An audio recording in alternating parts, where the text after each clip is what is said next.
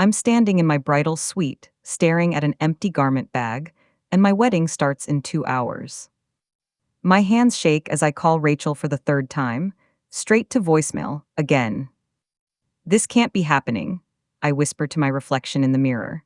My hair is perfect, my makeup flawless, but I'm wearing nothing but a silk robe because my $4,000 custom wedding dress is gone.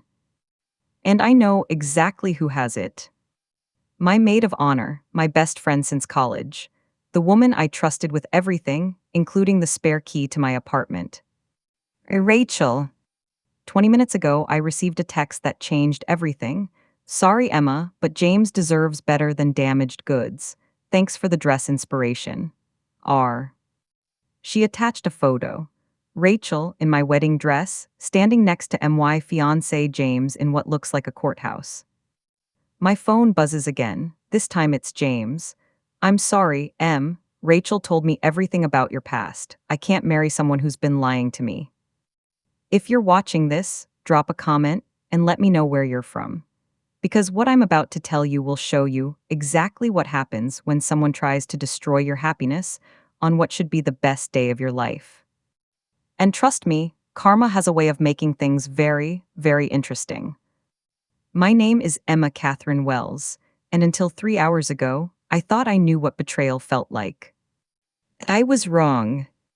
Let me back up. I'm 32, a marketing director for a tech startup in Seattle. I drive a reliable Honda, live in a one-bedroom apartment that's clean but nothing fancy, and I've been planning this wedding for 18 months. James Morrison, 6'2", kind eyes, steady job as an engineer. We met at a coffee shop 2 years ago when he accidentally grabbed my latte. He was so flustered, so genuinely apologetic, that I ended up staying to have coffee with him. He proposed last Christmas in my tiny living room. No big production, just the two of us and Chinese takeout. Emma, he said, getting down on one knee between the coffee table and my second-hand couch, you make ordinary moments feel extraordinary. I said yes before he finished asking. Rachel Martinez has been my best friend for 10 years. We met in our senior year of college, both of us broke, both of us dreaming of lives bigger than our bank accounts. She was studying fashion design, I was in business. We promised we'd help each other succeed. She never did succeed, not the way she wanted to. While I climbed the corporate ladder, Rachel bounced between retail jobs and temp work. She moved in with her parents 3 times. She borrowed money from me more often than I want to remember. But she was always there. When my mom died 4 years ago, Rachel held me while I sobbed in the hospital hallway. When I got food poisoning and couldn't leave my apartment for 3 days, she brought me soup and stayed to watch terrible movies. When I got engaged, she cried almost as hard as I did. I'm so happy for you, Em, she said, mascara streaking down her cheeks. You deserve this, you deserve everything good. I asked her to be my maid of honor that same night. My family situation is complicated. Dad remarried 2 years after Mom died to a woman named Patricia, who makes it clear I'm not really part of their new life. My older brother Michael lives across the country and calls twice a year if I'm lucky. Rachel knew all of this. She knew that James and his family were becoming my real family. She knew this wedding meant everything to me. She also knew about my past, the thing that James apparently couldn't handle. When I was 24, I made some mistakes. I dated a guy who turned out to be married. I didn't know, not at first, but when I found out, I stayed for 3 more months because I was stupid and lonely and thought I could fix him. I told Rachel everything, every ugly detail, every moment of shame and regret. I trusted her with my darkest secret because that's what best friends do. Rachel helped me pick out my wedding dress. We went to 4 different boutiques over 2 months. When I found the one, a vintage-inspired lace gown with delicate beading, she was the one who convinced me to splurge on the custom alterations. You only get married once, Em, she said, zipping me into the dress at the final fitting. You look like a princess. She was there when I brought the dress home last week. She helped me hang it in my bedroom closet, still in its protective bag. She had my spare key because she was supposed to help me get ready this morning. Instead, she used it to steal my dress and destroy my life. The morning of my wedding, I wake up at 7 a.m. in the hotel suite. My bridesmaids chipped in to get me. It's a small luxury I never would have afforded myself, but they insisted every bride needs a proper getting ready space. Rachel is supposed to be here at 8 with coffee and bagels. By 8:30, I'm texting her. By 9, I'm calling. Maybe she overslept? Suggests my cousin Lily, the only other bridesmaid. Lily's sweet but naive, the kind of person who assumes the best about everyone. Rachel doesn't oversleep, I say, trying to keep the worry out of my voice. Not today, she's been planning this morning for weeks. By 10, I'm genuinely panicked. The hair and makeup team arrives, and they start working on me while I keep checking my phone. Try not to frown, honey, the makeup artist says gently. You'll get lines. At 11, I get the first text. Not from Rachel, but from my apartment building's security guard. Miss Wells, there was some unusual activity at your unit this morning. A woman with keys came in around 6 a.m. Just wanted you to know. My blood goes cold. I call Rachel again. This time she answers on the first ring. Emma, she says brightly, too brightly. How's the bride doing? Where are you? I ask. You were supposed to be here 3 hours ago. Oh, right about that. I'm so sorry, but I woke up feeling really sick. Food poisoning, I think. I don't want to get you sick on your wedding day. Relief floods through me. Food poisoning, of course. Are you okay? Do you need anything? No, I'll be fine by tonight. I'll still make the ceremony, don't worry. I just need to rest. What about helping me get ready, the dress? You'll be fine without me, Em. You're a big girl, just be careful with the beading when you put it on. Something in her tone makes my skin crawl, but I push the feeling down. She's sick. People sound different when they're sick. After we hang up, I ask Lily to run to my apartment and get the dress. I hand her my spare key, the one Rachel should have returned weeks ago, but somehow never did. Lily comes back an hour later, empty-handed and white as a sheet. Emma, she says quietly, the dress isn't there. What do you mean it isn't there? The closet's open, the garment bag is there, but it's empty, and there are muddy footprints on your carpet. My hands start shaking. That's impossible. Maybe it fell, maybe. Lily pulls out her phone and shows me pictures she took. My bedroom, with the closet doors open. The empty garment bag on the floor. Muddy prints leading from the door to my bedroom and back. Emma, she says gently, someone took your dress. That's when I get the text. The photo of Rachel in my dress hits me like a physical blow. She's not just wearing it, she's posed in it, one hand on her hip, the other holding a bouquet. The dress fits her perfectly because we're the same size. That's why we could always share clothes in college. But it's not just the dress. She's standing next to James in front of what looks like the courthouse downtown. He's wearing a suit I've never seen, and he's smiling. They're both smiling. The second text comes through. Sorry, Emma, but James deserves better than damaged goods. Thanks for the dress inspiration. R. I read it 3 times before the words sink in. Then James texts me. I'm sorry, Em. Rachel told me everything about your past. I can't marry someone who's been lying to me. Lily gasps when she reads over my shoulder. Oh my God, Emma, oh my God. I call James immediately. It goes straight to voicemail. I call Rachel, voicemail. I call James again, voicemail. I try Rachel one more time, and this time she answers. Hello, Mrs. Morrison speaking, she says with fake sweetness. My world tilts. What did you just say? You heard me. James and I got married an hour ago. Thanks for the dress, Em. It really is beautiful. Rachel, what the hell is going on? This isn't real. This can't be real. Oh, it's real. See, while you were playing dress up and planning your fairy tale wedding, I was having real conversations with your fiancé. Did you know he's been having doubts about you for months? You're lying. Am I? Did you know he's been working late not because of projects, but because he dreads coming home to your constant wedding planning? Did you know he told me he felt trapped? Each word is a knife. Stop. And when I told him about your affair with that married man, about how you knew he had a wife and stayed anyway, well, James is a good Christian man, Emma. He has standards.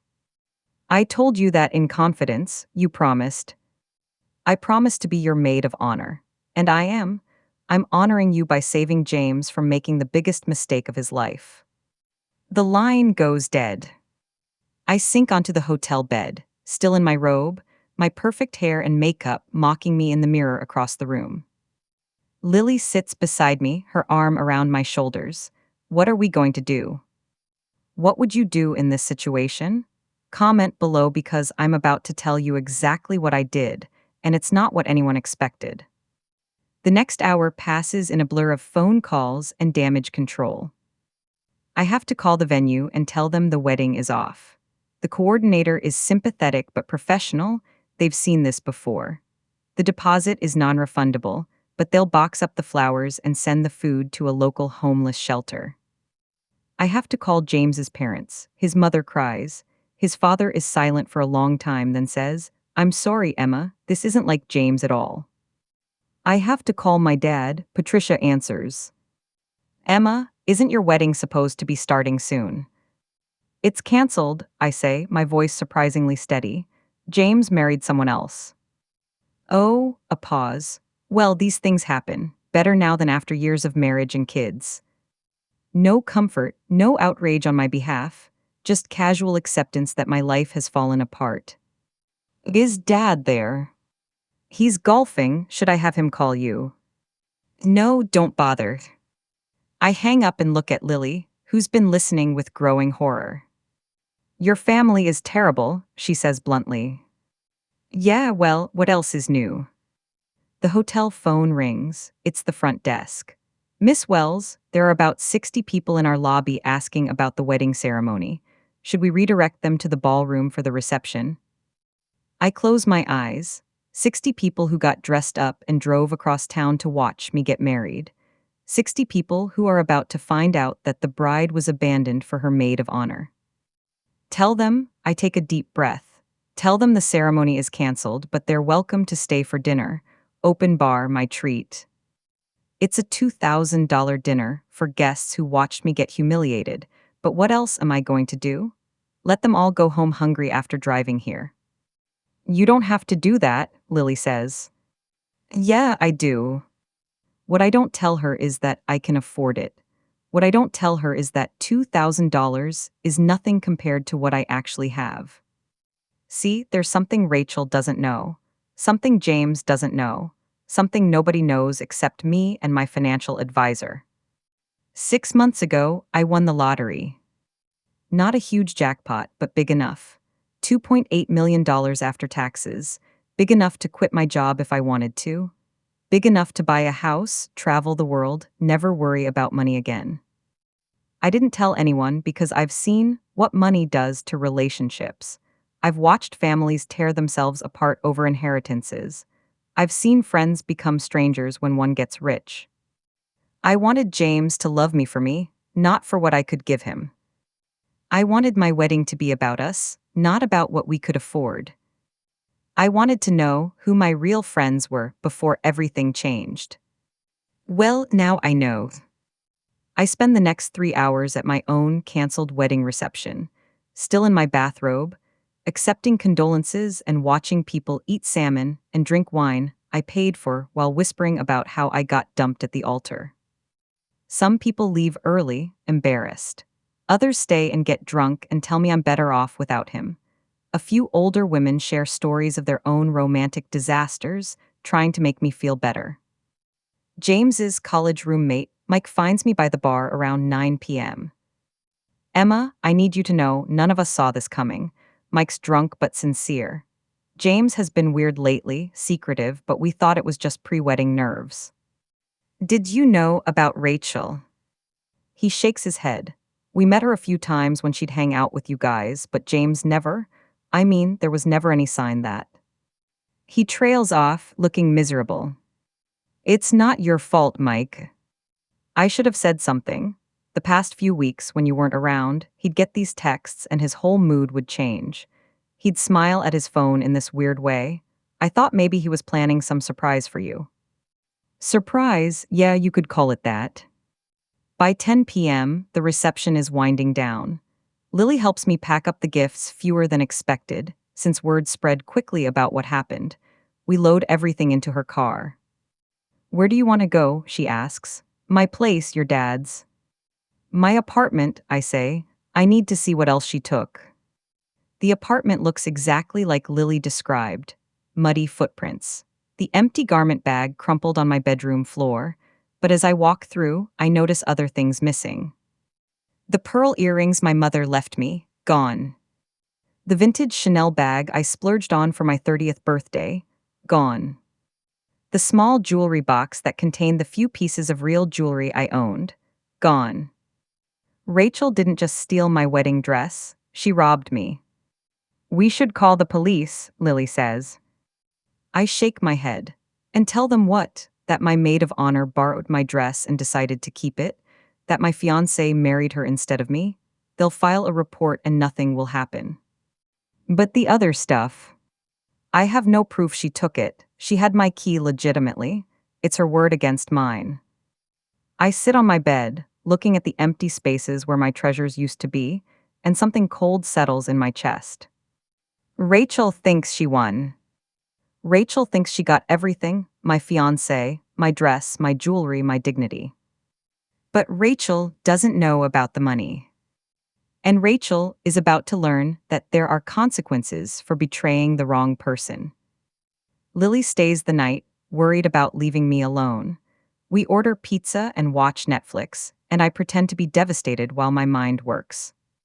Over the next few days, I do what any jilted bride would do. I take time off work. I cry to my coworkers. I change my relationship status on social media. I return wedding gifts and cancel vendor contracts. But I also do other things. I hire a private investigator. I call my financial advisor and make some changes to my investment strategy. And I start planning. Within a week, the pie gives me everything I need to know about Rachel's new marriage. She and James are living in his apartment, the same one-bedroom place where we used to spend weekends. She's been telling people she's always been in love with him, that she tried to stay away out of loyalty to me, but couldn't fight her feelings anymore. She's also been telling people that I was unstable and obsessive about the wedding, that James was miserable and afraid to call it off. According to her story, she saved him from a terrible mistake. The pie also discovers something interesting. Rachel has been unemployed for 3 months. She told me she was doing freelance graphic design, but she was actually living on credit cards and the money she borrowed from me. Money she never intended to pay back. James, meanwhile, has been getting pressure at work. His company doesn't love that he abandoned his fiancée at the altar for her maid of honor. Bad optics for a family-friendly engineering firm. Within 2 weeks, the gossip has spread through our entire social circle. People are taking sides. Most people think James is a coward and Rachel is a backstabber, but a few are buying into Rachel's story about saving him from me. And I let them talk. I let Rachel enjoy her victory. And I put the rest of my plan into motion. 3 weeks after my ruined wedding day, I text Rachel. "We need to talk. Meet me at Café Lunar at 2 p.m. today. Come alone." She responds immediately. "Why would I want to talk to you?" "Because I have something that belongs to you. Something you left at my apartment." It's a lie, but it works. She agrees to meet. Café Luna was our place in college. We used to study there for hours, sharing one coffee between us because we couldn't afford two. It seems fitting for what I'm about to do. Rachel arrives 10 minutes late, probably to make me wait. She's wearing my mother's pearl earrings. "You look terrible," she says, sliding into the booth across from me. It's true, I've lost weight over the past 3 weeks, and I haven't been sleeping well, but not for the reasons she thinks. "Thanks, you look different." She does. Marriage to James apparently agrees with her. Her skin is glowing, her hair is professionally styled, and she's wearing designer clothes I know she couldn't afford 3 weeks ago. "Happiness will do that to you," she says, touching the pearls. "These look good on me, don't you think?" "Those were my mother's." James bought them for me, said they reminded him of my eyes. The lie is so casual, so effortless that I almost admire it. How is married life? I ask. Wonderful. James is such a good man, Emma. I'm sorry you never got to see that side of him. The side that abandons his fiancée for her best friend. Rachel shrugs. The side that's brave enough to follow his heart instead of going through with a mistake. And you helped him see that. I helped him see what real love looks like. Not obsession, not desperation, not trying to lock someone down with a big expensive wedding. Every word is designed to hurt, and it works, but not the way she thinks. Speaking of expensive, I say, how are you affording your new lifestyle? Last I checked, you were 3 months behind on your student loan payments. Her smile falters slightly. James takes care of me now. On an engineer's salary? Designer clothes, professional highlights, those aren't cheap. Plus, you're still paying rent on your old place because your lease doesn't end until August. I don't know why you're keeping track of my finances. Because you owe me money, Rachel. $3,000 to be exact. The money you borrowed for emergency dental work that apparently never happened. Her face flushes. That's between you and me. Is it? Because I have the text messages where you begged me for help. I have the bank records showing the transfer. I have the photos you posted on Instagram the same day you got that money, showing you at an expensive restaurant with a man who definitely wasn't a dentist. You can't prove anything. Actually, I can. See, when someone owes you money and they suddenly start living beyond their means, it raises questions. Questions I decided to get answered. I pull out a folder and place it on the table between us. What is that? Your credit report, your bank statements, records of every purchase you've made in the past month using credit cards that were maxed out before you married my fiancé. Rachel's eyes widen. How did you get those? Money talks, Rachel, and when you have enough of it, people listen. You don't have money. You drive a Honda and live in a one-bedroom apartment. That's what you think, I lean forward, but you're wrong about a lot of things. I open the folder and spread out papers across the table. Bank statements, investment portfolios, property records. 6 months ago, I won $2.8 million in the lottery. Rachel stares at the documents, her face going pale. I didn't tell anyone because I wanted to know who my real friends were. I wanted to know who loved me for me, not for what I could give them. You're lying. The money is real, Rachel, every penny of it. Tax-free, invested properly, earning more every day. She picks up one of the bank statements with shaking hands. This can't be real. It's very real. Real enough that I could have paid for any wedding I wanted. Real enough that James and I could have bought a house, traveled the world, never worried about money again. Why didn't you tell him? Because I wanted him to love me, not my money. Turns out he didn't love me either way. Rachel is reading through the statements, her expression shifting from disbelief to something else, something hungry. But here's the thing, Rachel. Money doesn't just buy things, it buys information, it buys services, it buys justice. What are you talking about? I pull out my phone and show her a video. It's security footage from my apartment building, timestamped the morning of my wedding. Rachel is clearly visible entering my building at 6:17 a.m. and leaving at 6:52 a.m. carrying a large garment bag and a small box. The building upgraded their security system last month. High-definition cameras, motion sensors, the works.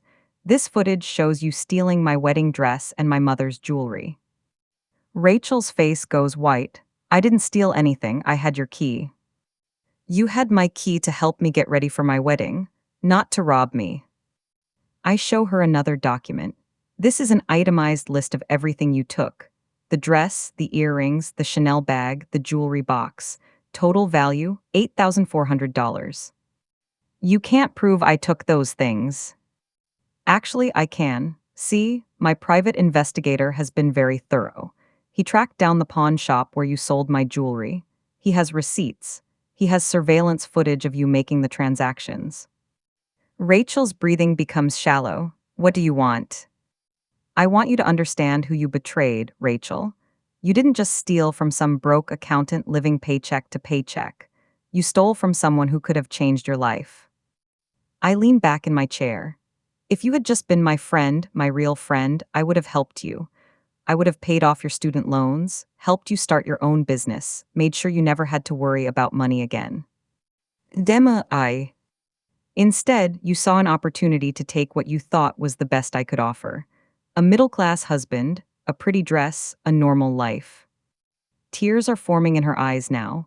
I was desperate. I was drowning in debt, and you seemed so happy, so put together. So you decided to destroy me. I thought you'd be okay. I thought you'd bounce back and find someone else.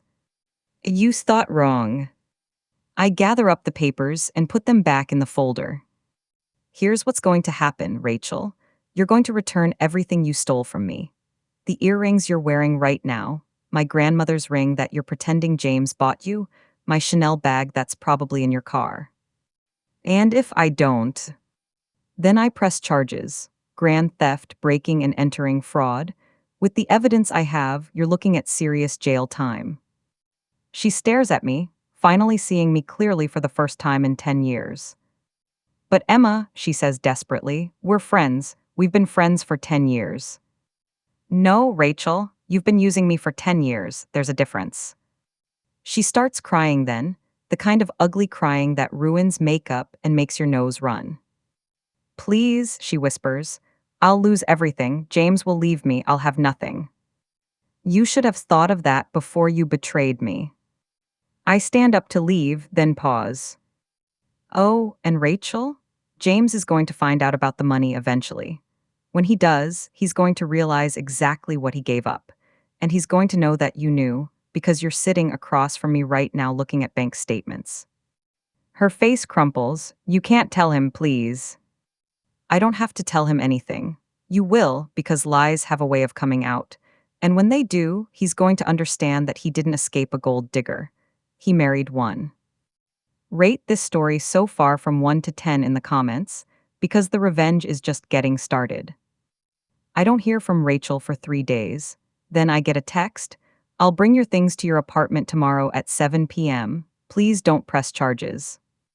She arrives exactly on time, carrying a small box and looking like she hasn't slept since our coffee meeting.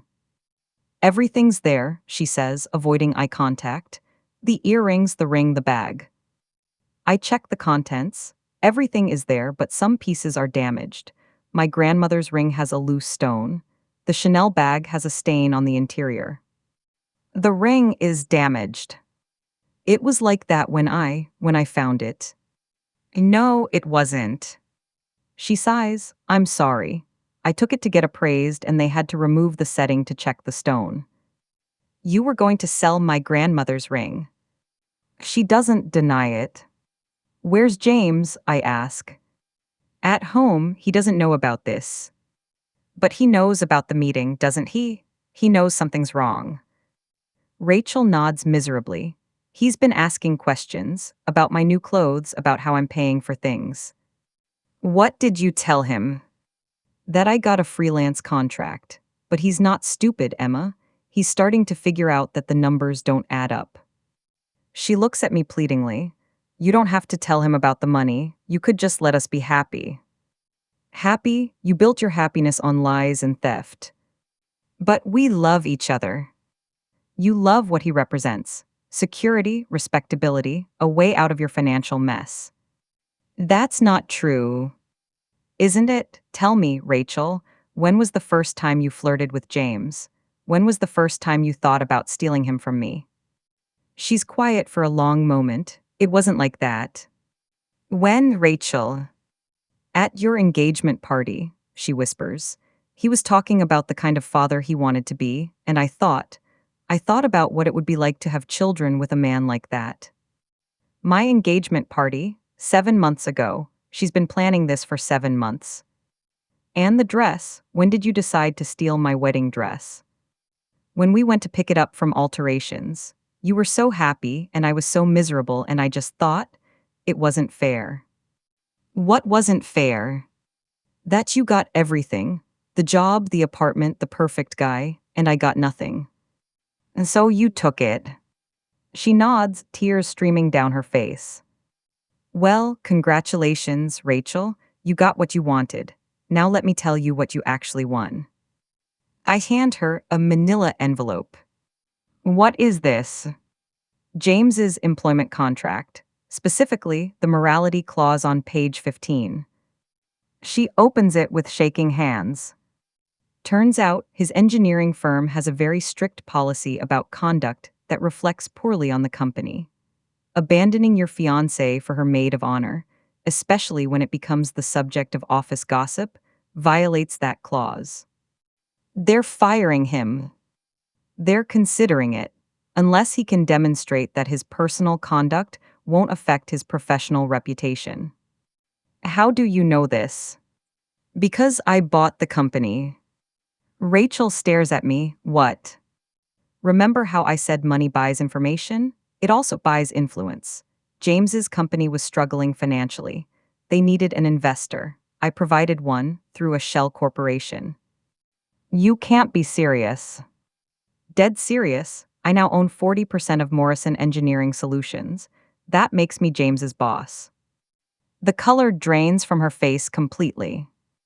But don't worry, I continue. I'm not going to fire him. That would be petty. Relief flickers in her eyes. Instead, I'm going to transfer him to our new Seattle office. You don't have a Seattle office. We do now, a small satellite office with one employee. James will run it single-handedly. Same salary, but he'll be working alone, no colleagues, no advancement opportunities. You're isolating him. I'm giving him exactly what he chose, a life with you, away from everyone who knows what he did. I smile. The office is in a building I also own, by the way. The rent is very reasonable for employees in good standing. Rachel is reading through the documents, her hands shaking. This is insane. This is justice. You wanted to steal my life? Congratulations. You get to live it in exile. And Emma, please. I'm not done. I hand her another envelope. Your credit report shows that you owe $43,000 in various debts. Student loans, credit cards, medical bills. I know what I owe. Not anymore, I bought your debts. She looks up sharply. What does that mean?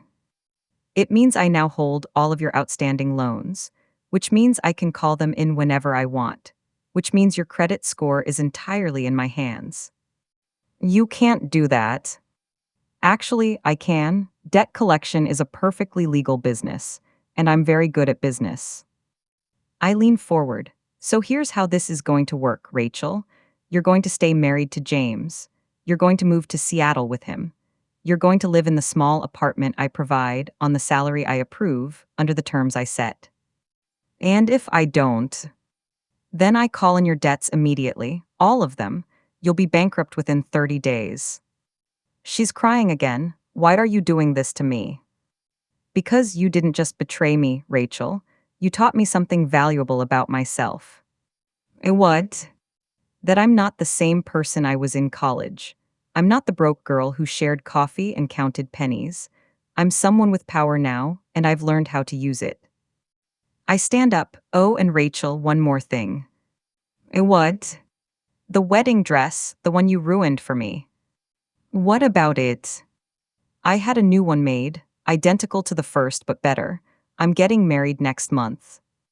Her eyes widen. To who? His name is David. He's a surgeon I met through my financial advisor. He knows about the money, he knows about my past, and he loves me anyway. I show her a photo on my phone. David is handsome in a different way than James, older, more sophisticated, with kind eyes and a genuine smile. We're having the wedding at his family's estate in Napa Valley. Small ceremony, just close friends and family. Emma, you won't be invited. I head for the door, then turn back.